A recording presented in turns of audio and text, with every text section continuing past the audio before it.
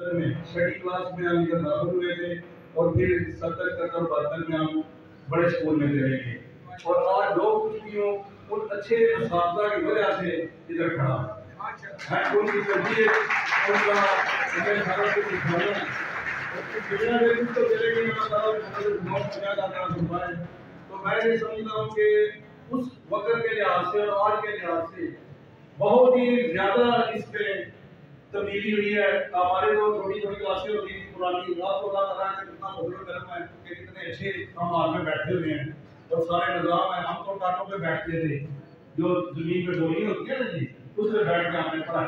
और आज इस मुकाम भारत में मैं फील करता हूँ कि इतने अच्छे माशाअल्लाह के सामने ये बच्चों को इतनी अच्छी तालीम दे रहे हैं और मैं दुआ करता हूँ अल्लाह ताला इसी तरह ये बढ़ते रहे और ऐसे अच्छे सामने आते रहे।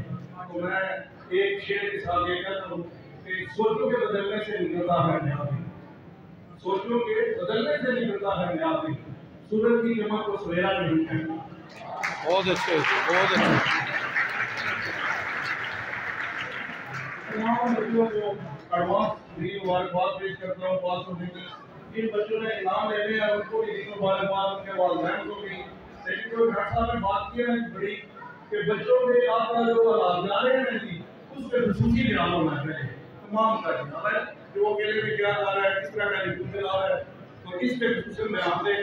तो बहुत ज़्यादा जी, क्योंकि आपका बहुत ज़्यादा आपके बच्चे माशाल्लाह बड़े हो गए, अफसर बने, कुछ बने, तो इसमें बड़ी रुकावटें हैं, कंपटीशन बहुत ज़्यादा है।